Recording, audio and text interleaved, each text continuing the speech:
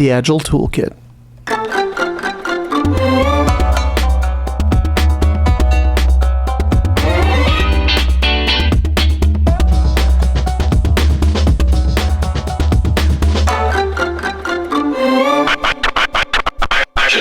It's fantastic.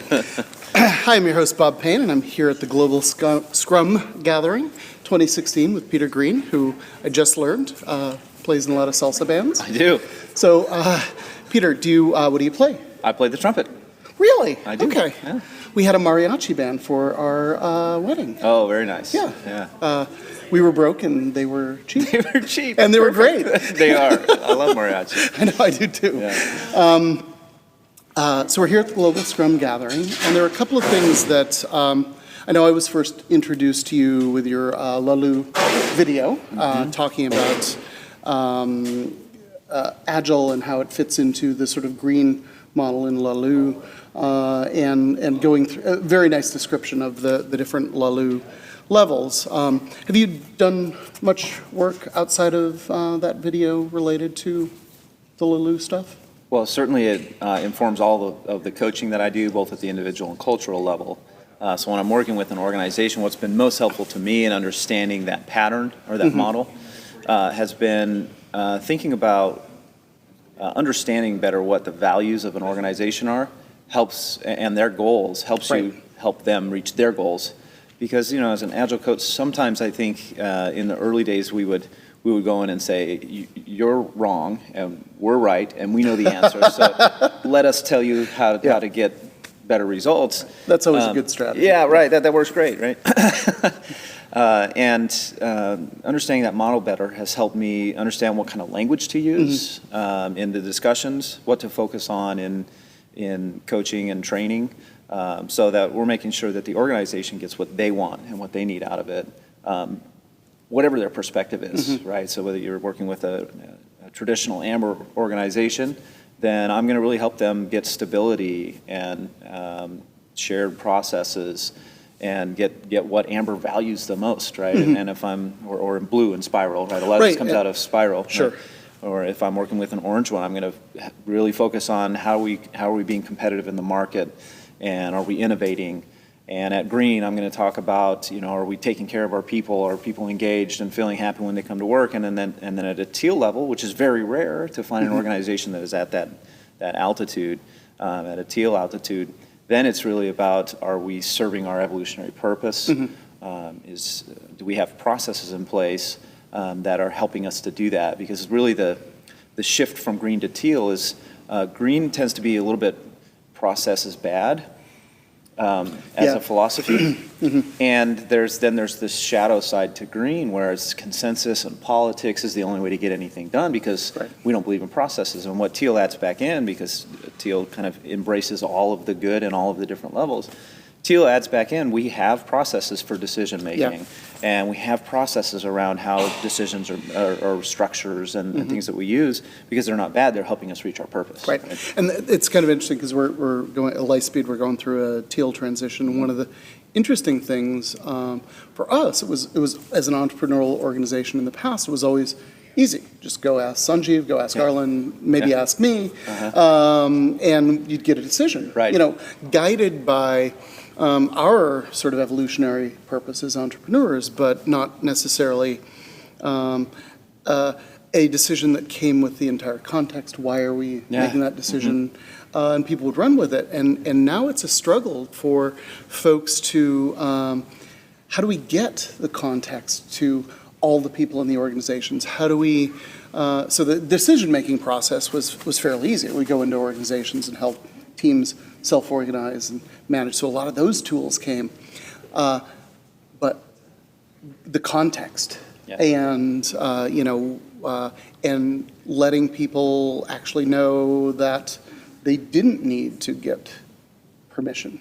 Right. They didn't have to necessarily ask for forgiveness. They needed to be responsible, for better or for worse, for their decisions. And we've moved, HR, hiring, to a certain extent firing. We haven't gone fully transparent with all of the financials, but we're working our way towards it. So, but it's an interesting struggle for us to sort of see where things are breaking down. And it really is around the context. And Well, and I think it's bidirectional in a teal organization. It's not that you're giving context to employees, it's that you are co-creating context. Sure. Right? And that's the other piece of it, is that a lot of organizations, when they start that transition, they start to, into whatever level of movement they're making, right? They start to see things like, oh, everybody needs to have context in order for this to work, and so the leaders then say, well, I assume my role is to push context down into the organization. But that's not what evolutionary purpose means. Sure. It's about not only do I say, well, Teal says I need to do this, but I actually believe as a leader that I will have a better path towards the right outcome if we come together on context. Yeah. Better than if I just pushed it, right? Yeah. So we had a session recently. Sanjeev happened to be on travel with the Improv Effect, Jesse Sternschus. I don't know if you know Jesse. You know, and some interesting things. You know, where do we want the company to be in 2018? So Sanjeev came back, and you know, we come up with the roadmap to 2018. Now it's like, okay. Sanjeev said, how are you guys gonna pull that together and execute on it? So that's great. Yeah. What about what other things have you been doing other than Well, at the Scrum talking about Alliance, Teal? And yeah, you're working at the Scrum Alliance? with the Scrum Alliance, I was part of the Agile leadership team that's been working on what would a program look like for Agile leaders. Right. And that's obviously very closely tied to the Lalu research that he did. And one of the things that was really key, that really stuck out in his book to me, was that an organization will never go higher than the altitude of the highest leader. At least he had never seen evidence of that happening. Right? Not that it couldn't happen, but it would just be a really rare situation where that might. I think we saw that with agility. I mean, absolutely. And I came up in the keynote this morning, this glass ceiling of organizational agility or organizational laluility, or so I really liked I liked the book. It was a little bit dry, but it absolutely resonated with me immediately when Sanjeev was like, "You got to read the book. You got to." I'm like, "Okay, I'm busy," and he sends a million links, right? So he says, "We've got an executive meeting. You need to read this before." You come in, I didn't have time to read the book, hit a couple of videos, and it was sort of like when Sanjeev and I saw Agile. It's like that immediate resonance of, I'm going to do this, and this is the way I'm going to spend the rest of my career. Yeah, an attraction to it. Yeah, right? Just just pulls you. Yeah. And, I'm hoping to, we're doing it for selfish reasons internally in Lightspeed. Hopefully, there'll be work out there. That's right. Yeah. So at any rate, because of that factor, right, that whatever the top leader wants, that's what they're going to get. I started really exploring this space of leadership to say, what's out there, what frameworks are available, what's been helpful, what's been proven to work. As far as not making leaders do something, that's not our goal. It's not, we think you should do this, therefore do it, but it's to say, are there better ways that leaders can accomplish their own goals and their own purposes in their work and in their life, and explored a few different models there that are pretty closely related actually to the Lalu, since these all come from different kind of foundational research, right? Stage development is pretty established psychological, theories, and so I came across a couple of models that were really helpful, both Leadership Agility by Bill Joyner, and then more recently the Leadership Circle.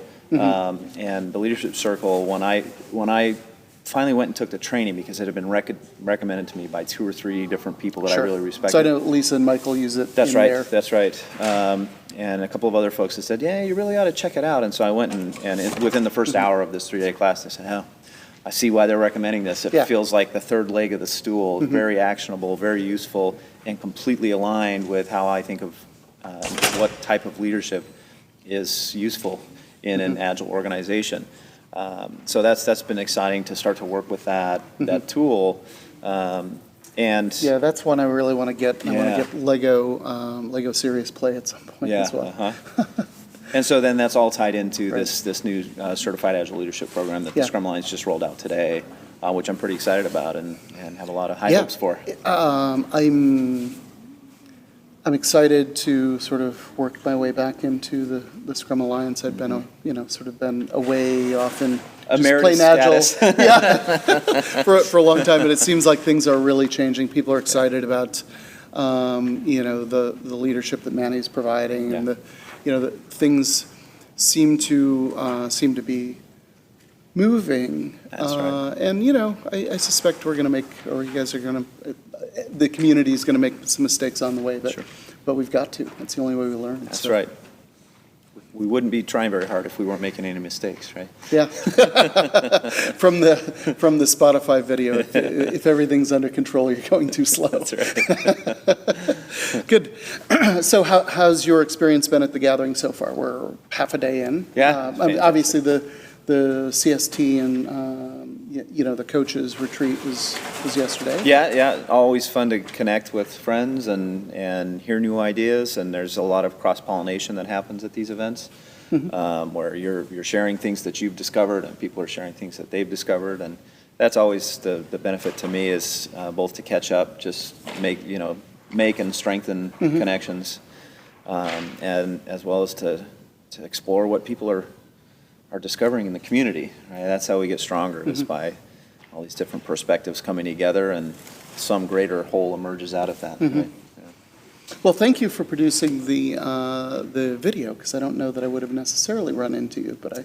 Certainly a labor of love. I've always, this goes all the way back to a Stephen Covey principle, which is if you want to really understand something, teach it. Yep. And nobody was knocking on my door asking me to teach them about Teal, reinventing right. organizations. And so I said, well, I could do a video. Maybe Yeah. that would be a good way to teach it and really start to internalize it. And it worked really well for that. So Yeah. I'm glad others have found benefit as well. Yeah. Yeah. So thank you. Thanks, And Bob. nice to have finally sat down and chatted with you. Likewise. Great.